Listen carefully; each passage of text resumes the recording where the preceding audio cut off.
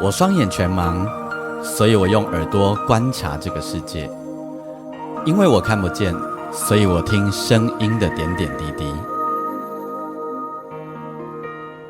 我是王俊杰，你所收听的是耳朵带我去旅行。在这里，我们听声音的大小事。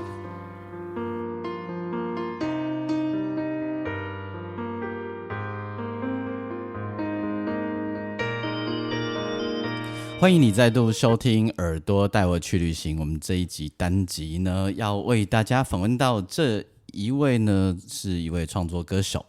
那他蛮特别的吼，他特别的地方有几个地方。什么说什么？他特别的地方有几个地方。好，他第一个呢，他学北管，然后来做流行音乐，这就还蛮妙的哈，蛮有意思的，对不对？然后第二件事情呢，他其实是一位社造人士，那这就大概就有很多事情可以聊了。好，那他据说还很年轻，我等一下问他了。对 ，OK， 专辑是什么呢？等一下介绍给你知道。那他叫什么名字呢？他叫曾立新。那曾立新是怎么样一个人呢？好，我们等一下就慢慢访问他，你就知道了。同时，我们要带来曾立新的最新专辑。好哦，那我废话不多说，我们就来邀请曾立新。好的，现在在线上呢，就是我刚才一开始为大家介绍的曾立新，咱请邀请立新跟大家问好。大家好，我是曾立新。立新的专辑名称来先介绍一下。转来的咯。转来的咯吼。来，立新是哪位的人？我本来是台中人啊，不过我是差不多在咧6年前，那个时阵想要北管，所以我搬来彰化。所以目前住在彰化。对，没错，我们现在就是已经入籍彰化了。入籍彰，对，已经是很踏实可以投票的彰化人了。哦，真的啊？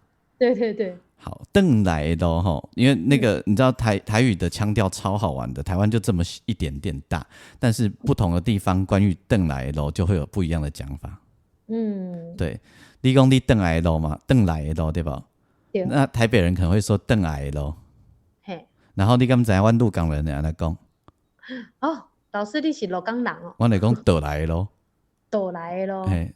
爱考 Q。嘿，回去了嘛，伊讲倒去啊，有无？嘿，所以不同的地方就会产生不同的结论，然后那个腔调就会影响唱歌这事，蛮好玩的。我其实差一点，这张专辑差一点点叫做邓铁咯。有。因为阮师兄八卦的时候讲邓铁咯，听起来不好听呢。听起来挺不好的。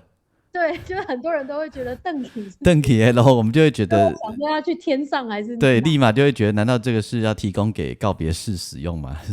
其实没有，因为我其实当时在想要做这张专辑的时候，其实就是想要有一点像是回顾我算是去年发行嘛，所以是去年的时候在思考，想要回顾这5年在彰化的生活啦，那怎么一路从台中都市嘛，然后来到了就是有点像乡镇，只有彰化没有那么乡下，可是它就是有点乡镇感，然后它又是一个文化底蕴比较厚的地方，对，然后又把信仰找回来，然后又把传统北管学回来，所以就是那时候我其实在想说我的专辑名称，我问过了很多人，我也有问那个谢明佑老师，老师那时候是跟我说，会使讲转去啦，他有说转去还是转来都可以。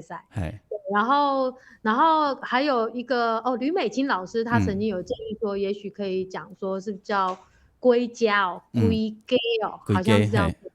对，可是我觉得就是以我台语不好的人，我觉得我念起来很拗口。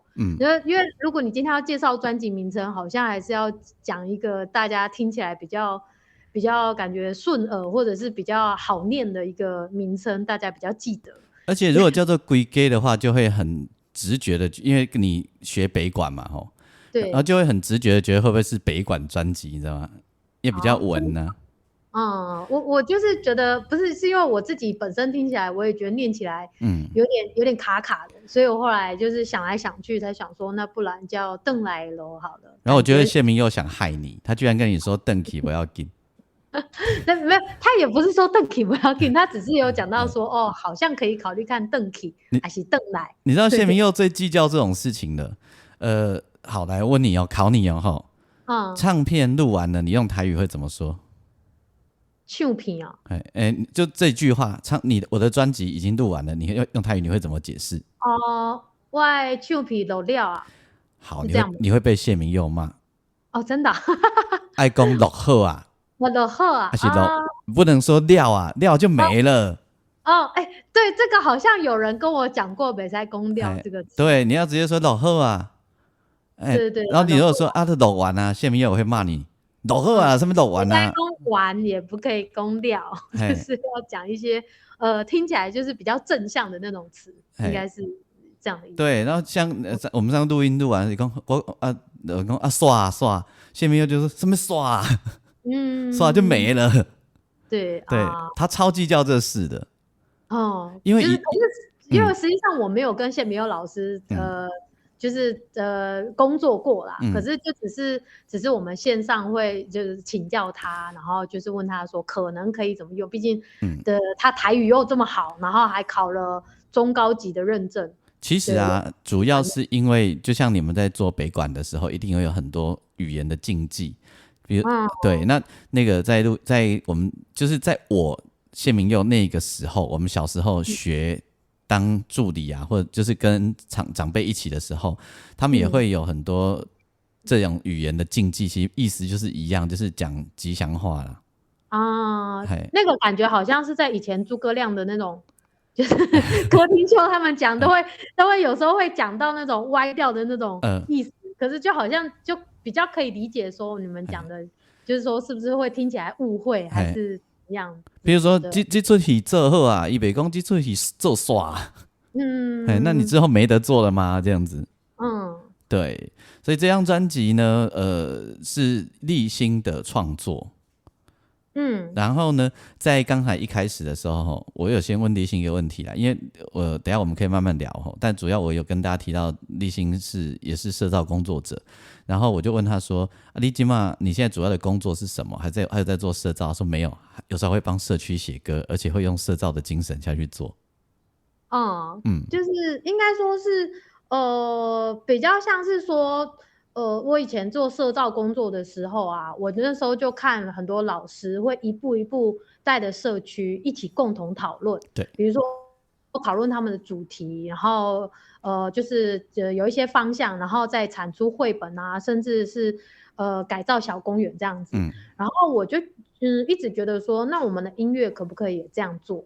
所以其实我的方式是很慢的，我不是就是自己帮他，就是我不是自己到社区去看一看，然后就帮他们写好词曲，让他们自己唱，不是这样。我是真的是拖着他们，然后他们有的社区会觉得我很麻烦，刚刚就搞刚因为我那时候会问说，他们社区有什么耆老，或者是有一些长辈可以邀请他们。就是或者是文史工作者，请他们来到课堂上分享说在地的故事跟文化。然后就是我同时会问看看社区他们知不知道有这件事。比如说好了，比如说像我会假如这个社区是有北管的，那我可能就会找曲管的人，然后来分享。老师来分享了之后呢，然后我会问他们说，你们的阿公阿嬷还是恁较早刚有印象讲有听过这类物件，有印象讲就是有看过在舞台上看到自己的阿公阿嬷在那边演戏，还是说跟北管有什么关联的？然后我就是借由他们讲出他们的故事之后，然后讨论完一些可能。他们印象中可能从小到大有发生过的事情之后，我们在一起问说，那如果要写一首社区的歌，你要以什么为主题？然后有人就会说，可能我们附近是有火车站，就会想要写火车，然后可是还有什么什么庙，然后也会把庙写进来，还有说什么可能如果有北管或者是南管等等之类，然后他们就会列出一些关键字。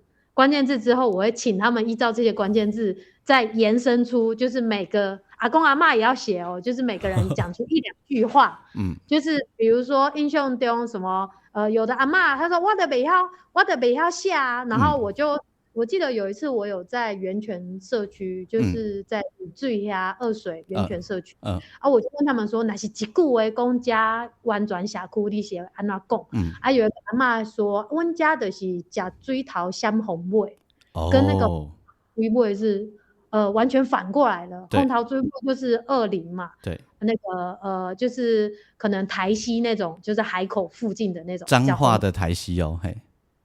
对，彰化台西或者云林台西也是啊，反正就是红桃追尾，就是海边的那种乡镇，大部分都是这样子的景象嘛。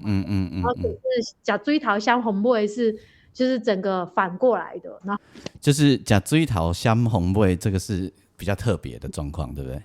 对，就是应该说那个时候其实听到了社区讲了，会觉得说，怎么跟我印象中知道海边附近的那种乡镇的景象是不一样的。对，然后后来我就跟他说，我觉得这句很有意思，我就问那些阿公阿嬷说，我说我们把它写在副歌好不好？就是当做歌词的一部分。他们都没差，他们是觉得很好。可是我就是会那时候我去社区的时候，我通常都是先跟青年讨论说社区可能有什么故事。青年所谓的青年是大约20到45岁，可能50几岁那都是青年。对，然后他们讲出来他们的故事，写出他们的歌之后，我会就是把那个歌词再去问60、70、80岁的阿公阿嬷，问他们说少年人安尼写敢对，就是不是有这样的语言或者是这样子的说法。对，然后像阿公阿嬷他们就会回馈，我就觉得蛮好玩的，虽然很麻烦，其实光是这个从无到有写一首歌，我们至少都会花差不多假如1个月上3-4次课的话，我们至少会上到3个月的课。所以你会直接带着他们像上课的形式这样子？对啊，我就是其实就应该是以前是社造人，所以我就很习惯这种，就是我想要带着他们认识怎么写一首歌，然后他们可以怎么观察，然后用他们的语言，然后可以丢出，就是其实也不用很多。他们每次上课的时候，他们本来很担心，我就会跟他们说，比如说阿公阿嬷，我说你讲给我一句话就好啊，然后他们可能就我说也不用超过10个字、20个字，有的人话很多嘛，他可能字比较多有的人话很少，可是可以讲出重点。所以这就是透过一个集体带着他们，先陪着他们一起帮自己做一次填调。对，有点像。然后呢，再带着他们集体创作的方式，一人贡献一点点对于家乡的 feel、家乡的情感，然后把这个温度集结起来，变成一个热度。对，然后一起写成歌。然后如果社区有小朋友的话，我会觉得他们不见得有的小朋友不见得敢唱，可是他们有的可能会吹中国笛，或者是会吹直笛或者陶笛，那我就会说，那我们来吹这个陶笛好不好？录音的时候就可以把小朋友录的东西就是录进来。那你现在带了几个社区写歌？总共带了几个社区哦？我想一下哦，应该有十几个吧。那完成的歌曲嘞？完成的歌曲就是如果说有录到，就是进录音室录很完整的话，差不多有4首是完整。所以你带着他们进录音室录音？有，之前是最初是在2017年的时候，那时候其实刚离开社区工作，然后我也在摸索可不可以用那种社造的形式来写歌。对，然后那时候其实在2017年的时候，我就有带着像鱼池东光社区的小朋友，对，然后还有蓝城社区他们那边的青年这样子，然后还有爱兰台地的那个应该是爱兰社区吧，埔里那边的。然后后来的话是有在跟那个台西，前2年的时候有一个台西海口放送，就是水牛部落，就是吕哥他们就是有一个就是想要做地方的硬体营造之外，也想要做偏软体的东西，所以他有叫我带我去台西那边，然后带台西的居民，然后阿公阿嬷，然后还有就是一些小朋友，反正就是一起录一首歌这样。你说的是彰化的台西？没有，那是云林的台西。云林的台西，嘿。然后彰化二水那次就出来的东西就比较简单一点，就是我们就只是简单的录吉他，然后简单的录，算是有点像是同步齐唱录音这样子。那其他的你还要帮他们找编曲哦？没有，其他的应该说就看预算了。嘿。对啊，就是因为我说真的，我自己会的东西也不是很多啊。如果说他们这边预算多的话，我就可以有办法多找一些，比如说可以帮忙找录音的，然后或者是如果之前我在埔里那边编曲是我自己找乐手编，然后可是后来发觉这个也是另外一份工作。我每一次都是带社区工作这件事情，都是一种新的尝试啊。你看哦，这个人有一个社造灵魂在他的身上，所以讲起了这些长辈啊，讲起了那个社区们啊，他就疯了，他就完全把他的热血打开，然后完全不顾他的专辑了。你看，对，完全没有，我只是在聊。好，来聊说，对，聊到这里的时候啊，我一定要让大家先听听曾立新的歌长什么样子。所以呢，来立新，你先介绍一首歌给大家听。介绍一首歌啊，那如果要来介绍我邓来楼的入门曲，那应该要介绍古早的歌声。安尼我要红先听歌，再去听你讲故事。好，安尼来听这条歌叫做《古早的歌声》。古早的歌声。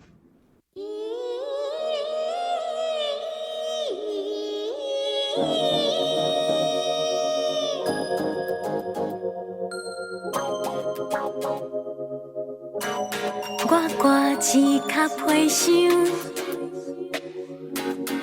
找理想，行伫彰化的街仔头，定定在丢丢，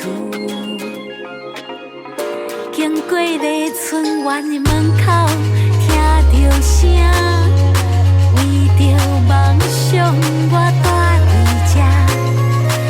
是北管的文化，有三档我，予我来唱着古早的歌声。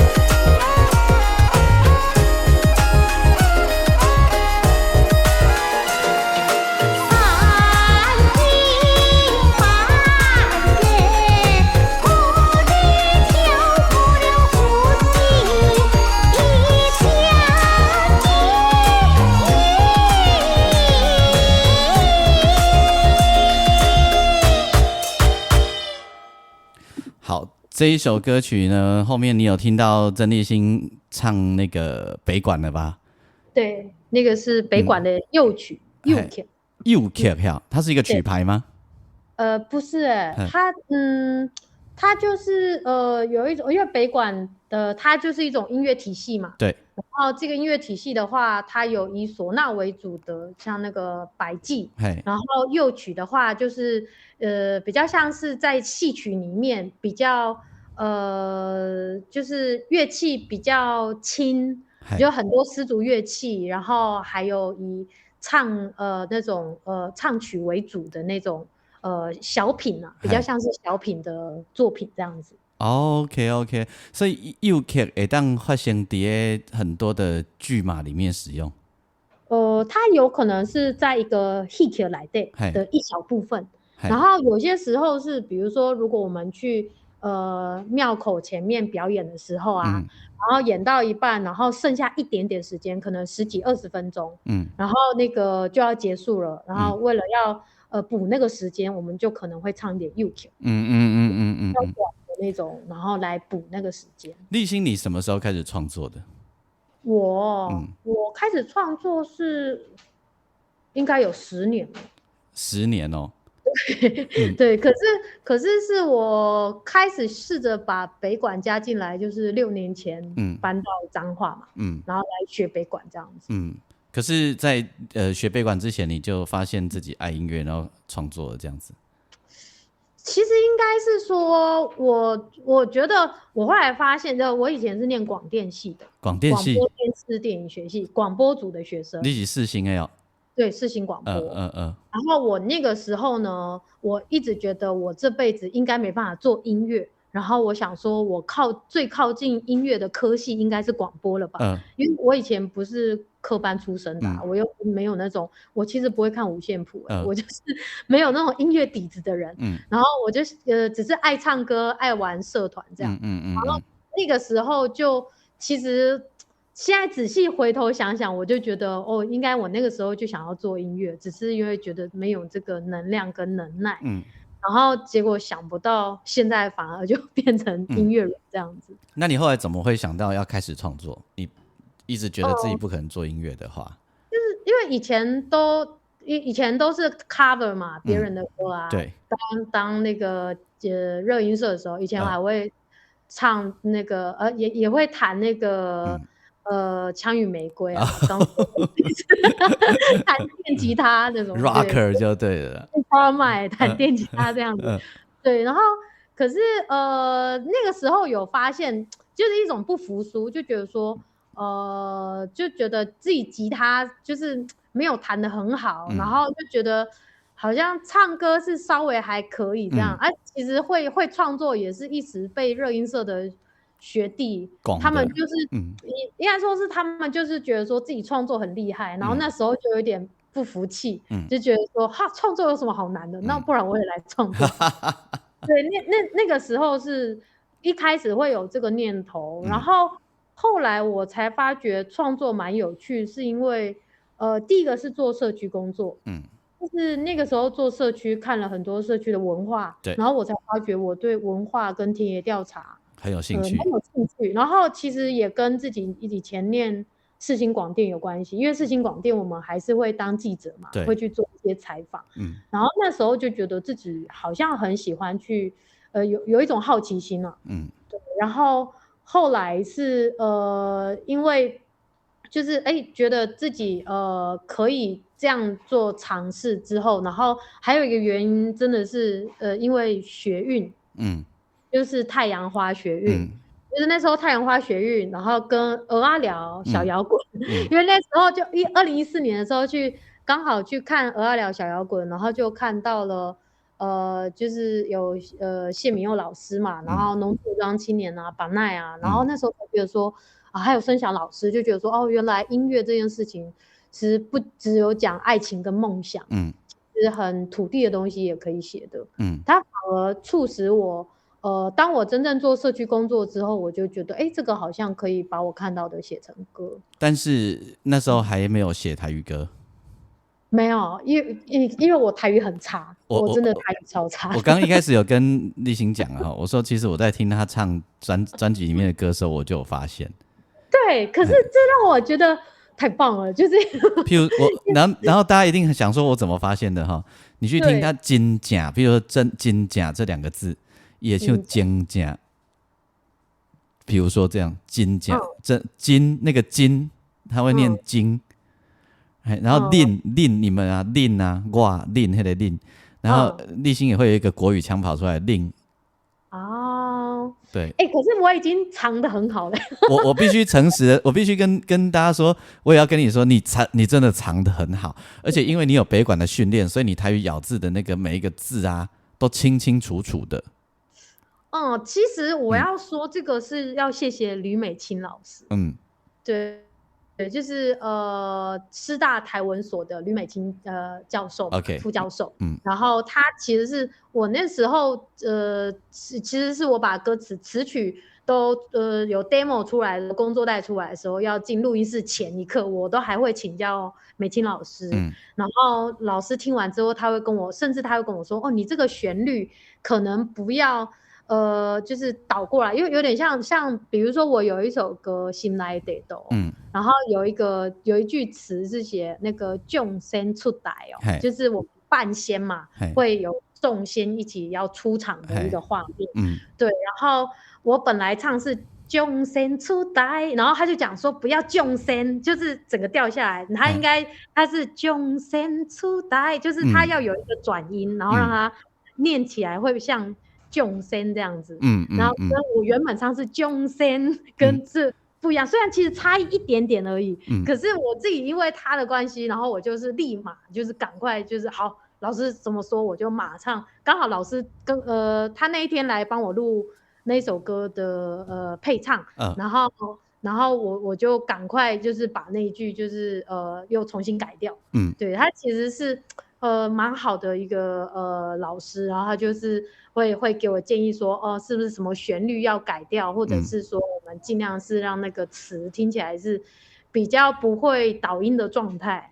因为立新是学北管，所以立新对于台语和那个语言和旋律之间的那个咬合啊，一定也都很清楚嘛，对不对？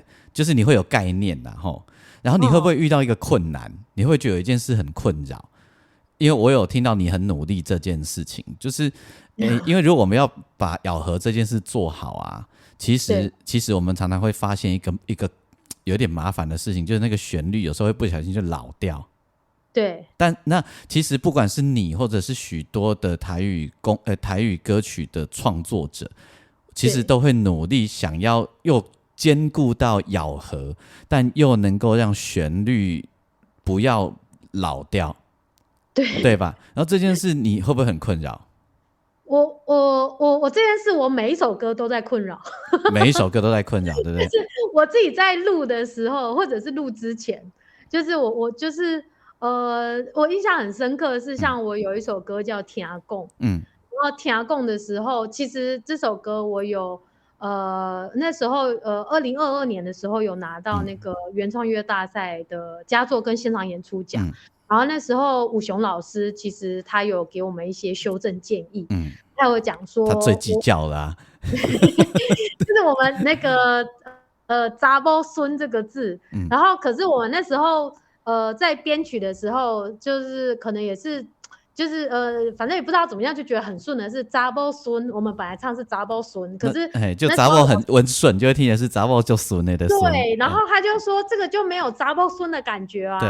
然后可是因为我这首歌的查某孙又很多，如果我每次都查某孙查某孙查某孙，就会觉得说哇，感觉好像就在念课文这样子其实，在录音前一天。我就是那时候刚好认识了那个董事长的那个吉董，对，然后我就私讯吉董，我就说老师，请问是你会怎么选择？反正我觉得我这人什么没有，我就是一个胆子很大，我就觉得我有什么问题，我就找一个觉得可能会解决的人。我要帮那个听众做一点翻译，不然大家会听我跟立新两个人在讲这个会有点听不懂就是台语啊，它有一个麻烦的地方，就是它的音韵很多。但是这也是它的好处哦，吼，所以它的音韵很多，你顺着音韵就很容易可以把旋律写出来，但你顺着音韵那个旋律就会变得很，用现代语言啊，叫做有一点点老。所以我们一直在努力如何咬合顺着音韵，但是又能够走出新的旋律。但是你有时候会为了要写一个好的旋律，然后让那个音韵不对，像刚立新举的那个例子，查某孙，然后不小心唱起来查某孙，就变成这个女生很顺，或众生出台就变成众生出台，生是善吗？众善的，就是大家会容易有误解。所以立新，你说你每一首歌都有这个困扰，我跟你说，我也是。那我就放心了。我也是，对，而且我又怕我不小心怎样了，你刚讲的那些爷们就会来骂我。对，因为他们会说你又不是不懂。对。可是我不知道，可是我那时候我问了，我可以讲，我那时候问了吉董，然后吉董后来他就跟我说，他说他这个人比较包容啦。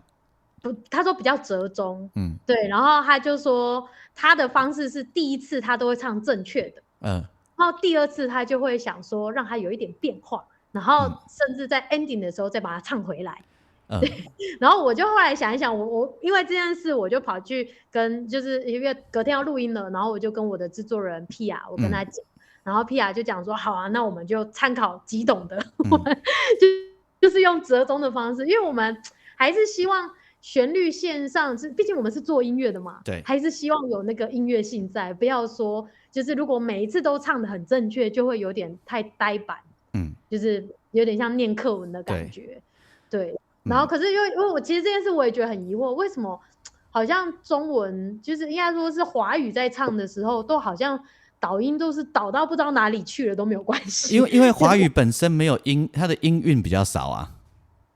是因为这样？对啊，它音韵少，它限制就少啊。对啊，台语本身，台语、客语还有广东话啊，都有一大堆音韵啊，7音8调啊，9个音。对啊，那些音韵就会导致那个语言文字听起来就会不一样啊，意思会差很多。对啊，但是华语没有这个问题，英文没有这个问题啊。所以你就会觉得导到哪里去就很容易发挥啦，所以我才会说这是我们这个语言的好处，也是这个语言的坏处，这样子。我到这里啊，刚刚那个立新有提到的众生出台，所以呢，我想要让大家听你这首歌，好不好？好啊，来介绍一下歌名。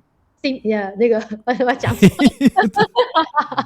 发音不对，心内地图。心内地图，心理地图哈，听下这里哦，等下继续跟立新聊天。心内地图，心内地图，一步一步，小小的声，一步一步行，是阿嬷的思念，甲阿公的故事。小小的声，一步一步行，有返来故乡的意志，离开故乡的意念。城门消失的声。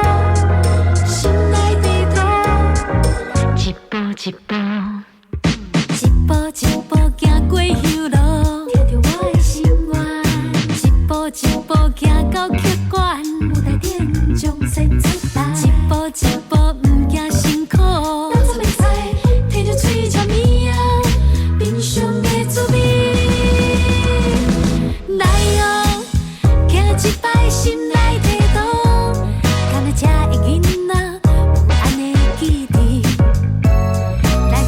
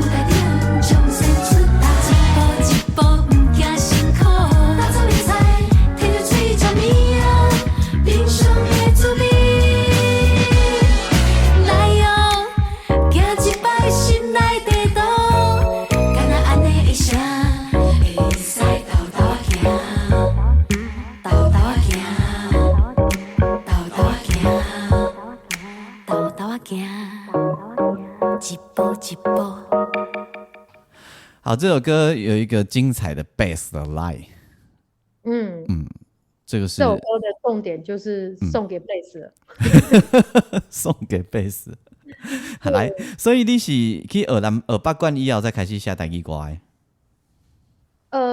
其实我是住伫咧埔里啊，因为我今年有讲2017年的时候，我那时候住在埔里1年，那时候其实没想很多，只是因为我生活的环境刚好有台语嘛，因为社会人拢讲台语，所以我们就开始写台语歌，然后那个时候有录了1-2首歌，就突然间觉得我亲像会使唱台语歌呢，因为我以前就是没有注意到自己唱台语的韵味，然后后来觉得自己唱台语的听起来感觉蛮不一样的，然后后来是也想说刚好这几年的生活因为我就是要记录，比如说我会出镇打工嘛，阮出庭的时阵你听到的庙会拢是讲台语啊，我有时候也会去做松的啊，告别式，我会去弹吉他，你有？然后对啊，我会。就是打工嘛，就是音乐人是很缺钱的，所以你也有去做松 A 哦。A 啊，反正我在彰化就是如果表演不多的话，我们能赚钱就都赚了。好，你先把这个话题讲完，我等一下要问你一题。对，就是因为我那时候想说，反正告别式他们主持人也都什么天文岁数什么大新年什么什么，他们也都讲台语啊。然后我们北管苏校苏在拢讲台语啊，所以我就是很自然而然把这几年的生活啊，还有信仰这些话题，全部就是用台语来呈现这样。我要问你关于松的这件代志。好，因为这对我来讲距离很久了吼。我是念艺专的啦。对。然后我以前也会有去带班去拉大一起做松的。然后呢，好，后来反正我学长本来我学长叫肖思伟啊吼。那个陈明章老师的团员，然后呢，他也有曾经有一段时间偶尔也会去做松后来他就跟我说，男生根本慢慢都没有人要啦，都只有剩妹子可以有那我要问你是说，请问现在做松一场会多少钱？可以讲吗？我打工就是1000块啊。好，曾立新小姐，我告诉你，30年前也是1000块。没有涨价，对不对？对。你说你一开始怎样？你非常排斥哦。我其实蛮排斥做告别式，因为那时候其实我做告别式的时候是刚好我刚搬来彰化的时候，然后那时候刚好我不会怕，我就觉得我的阿公阿嬷跟你的阿公阿嬷不就都一样吗？对。我的想法是这样了，对，可是。我很排斥，是那时候就觉得其实在搬来彰化前也有独立发行了第1张自己的华语专辑，就是怎么说我们也是个歌手嘛，对，也是一个创作人啊。然后在做百场的时候就会觉得说，我一个创作歌手，我来做百场，然后我觉得有一点我觉得那时候是觉得有点丢脸，然后甚至有时候会觉得说，是不是就是有一些。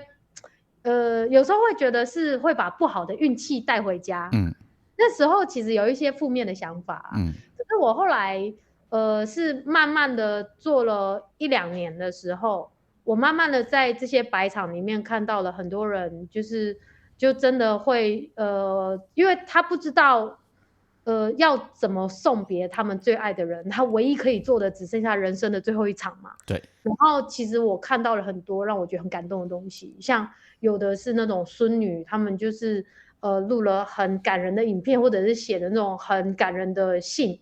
对，然后我也曾经看到有一个军官他去世，他很年轻，20几岁去世。然后他的小孩2-3岁，就是不懂事，然后他在他的告别式上就在那边玩耍，笑得很开心。然后你这种感觉就会觉得哇，其实这个地方它是一个非常有很多故事的场合，而且那就是你写歌的可以写歌的养分的地方对，所以我后来其实我印象很深刻，是我们以前啊，就是每次做告别式的时候，最后要送他们那些亡者离开的时候，他会找3个人出去吹中国笛，就是吹那个嗦嗦咪咪瑞咪瑞哆瑞咪瑞啦哆那个旋律这样子。我要送他最后一程。可是其实我不会吹中国笛，然后所以我一开始都做假动作，然后这件事我做了差不多2年多，我其实没有很常做白场，可是我大约1个月会有1场或2场这样子，对，然后我就是一开始都是做假动作，可是后来到了第3年的时候，我就觉得不行，我觉得很拍谁，我觉得对他们很拍谁，所以我因为这样我就去买了一把中国笛，就是虽然没有吹得很顺，可是至少我发得出声音。你说的那一趴就是要跟着灵柩走出去那个呀？对啊，所以因为这样，所以我们在专辑最后一张那首歌最后面，我有跟 PR 说我的坚持是我想要放那个旋律进去。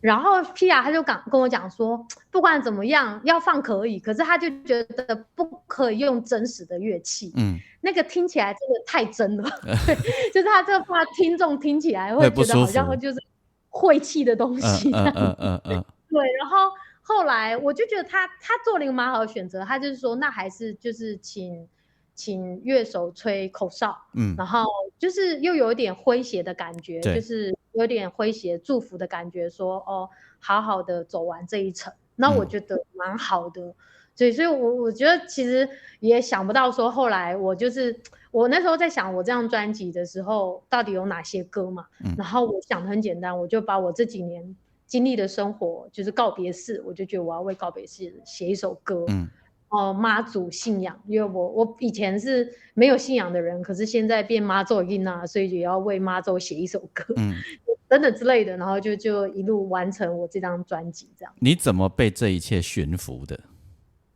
驯服哦，我觉得我有比较释怀，我做告别式，是因为我有了信仰。对，就是一开始是会觉得。有些时候就会觉得我是不是就是那一阵子可能运气不好啊，然后有一些工作或者是一些钱嘎不过来啊，就会有点怪说是不是我白场做太多啊？对，然后可是后来是因为真的大约在2019年、2020年真的变妈祖音啊，就是有事没事就会去找妈祖伯讲话嘛，然后就是。其实我觉得妈祖对我很好，我只要去庙里面，然后我就跟他说，妈祖伯，我最近欠够钱哦，不好意思，波比瓜，就是有一些工作进来，就是印象很深刻是第一次，我这么跟妈祖伯讲完之后，我走出庙，我手机就收到讯息了，然后就说立新，你下礼拜有空吗？你要不要来表演？然后费用是5000块，就真的马上给，对。然后我就觉得哇，叫我好，所以之后我就有什么事，我妈祖宝宝最近看几万块，我就会跟妈祖讲。对，可是后来发现一件事情，就是说，当我就是我慢慢，其实我在告别式，我看到了让我感动的东西，那我慢慢的就提醒自己说，反正我是一个音乐创作者嘛，我可以用一种。就是我就是卧底啊，我就是卧底在这个地方这个环境，然后想要把看到的东西写成歌这种心情，然后接下来我每次只要做完告别式之后，我一定会在附近找庙，就是就是看随意，我就是凭感觉，我就觉得说，哎，这间庙有可能这个王者跟这间庙是有缘的，然后我就会去庙里面拜拜，就说哦感谢。就是看这个神明给我这个机会来为这个阿公或阿嬷服务，然后服务完之后，就是希望你们可以保佑他，就是到西方极乐世界一路好走。对，他就是会让我觉得我做完告别式，我要去附近的一间庙拜拜，或者是附近没有庙，我就回到南瑶宫，就是我是我的信仰的地方嘛，我就觉得可能妈祖婆也是有保佑到他的，对，反正我就会做一个这样子的动作之后，它才是我完整的一个仪式感啊。对，然后做完这件事之后，我自此以后，我再也就不会抗拒做告别式。那我还要在最后问你一个问题。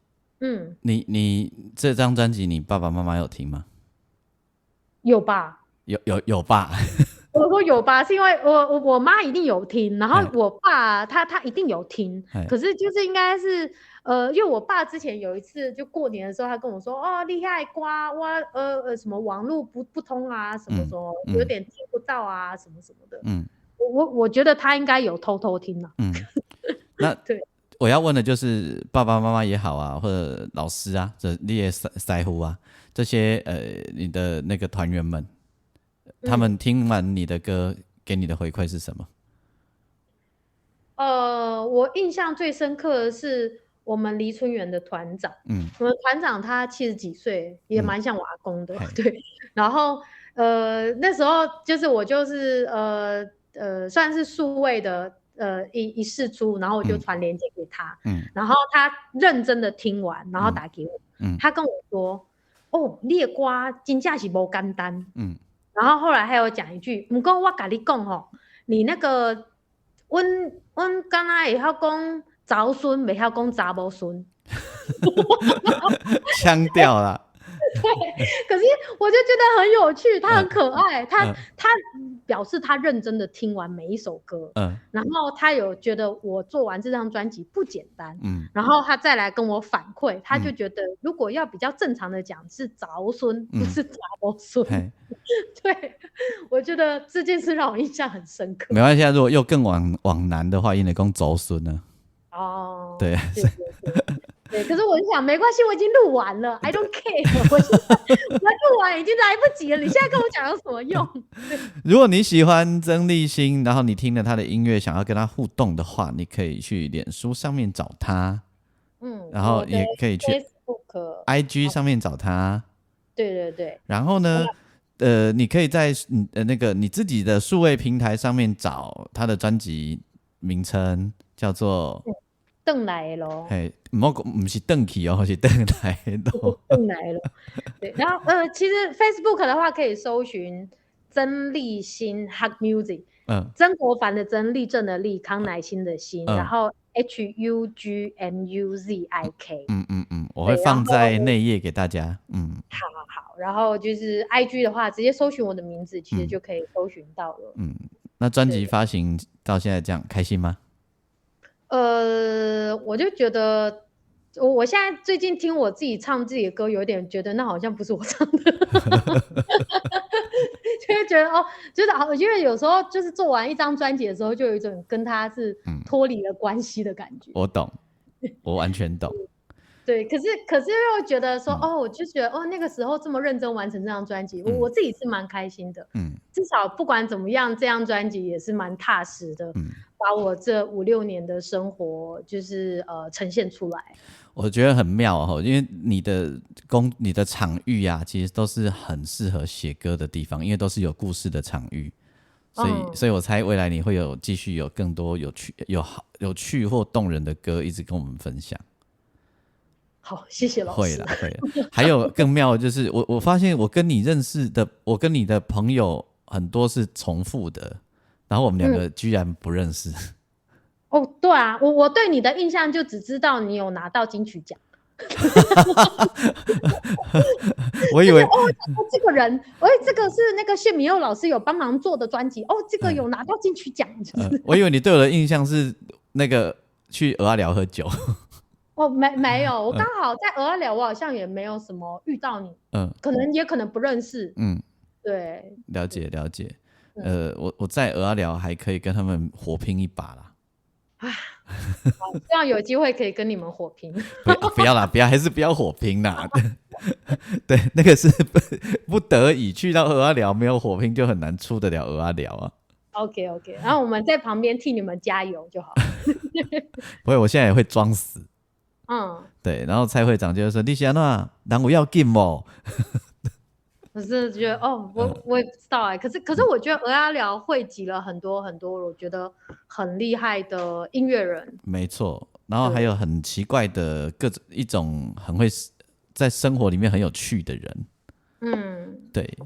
然后希望大家可以试着把立新的专辑听完，因为里面如果尤其你不是台北人的话，你会听到很多你觉得有点熟悉的 feel。熟悉的声音，但是音乐的旋律感啊又不是太老。对，然后编曲很新啊，编曲就很现代啦，不用担心。然后你还可以听到那个北管的唱腔适度的动不动就会出来一下，给你感觉一下。而且曾立新还有自己自己用嘴巴唱那个乐高店哦。哦，对，对，他那个是因为我们就是北管，你就是要会念，你才会打。黑龙老师讲的啦。所以我们就是其实有点像是 rap 的概念吧。可是很有趣，很有趣。然后谢谢立新接受的访问，在节目的最后呢，我还是想要你再推荐一首歌给大家。如果最后的话，我们来一首耳八罐好了。耳八罐哈，对，我就是为了学北管搬到彰化，我觉得可以让大家听听看这首。你可能听完之后，你还是听不懂我在唱什么，可是这是很正常的。要学北管的人就是这样。对，应该说你要有学一点基础，你才可以稍微听得懂我在唱什么。但你可以看着歌词啦，可以吧？可以。你看完之后，你应该会学到一点东西，希望。对，公溜车公强呀。对，那个是百家村，可是我在这首歌没有这个东西。好，大家自己慢慢感觉嘿。然后祝福立新，然后希望你在你这个精彩的生活场域里面有更多的故事等着你去写歌。好的，谢谢。我这边会尽量努力。我最近也在想要多写一些不一样的新歌。期待。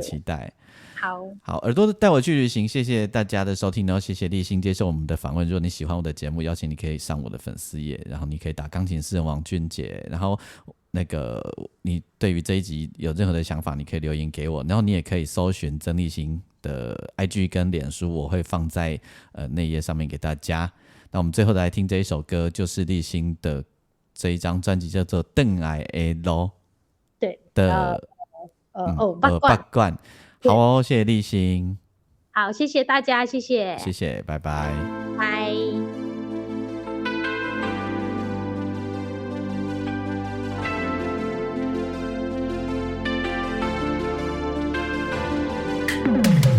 耳八罐不是大家所想遐尔简单，目睭看到的你，当作家己会晓。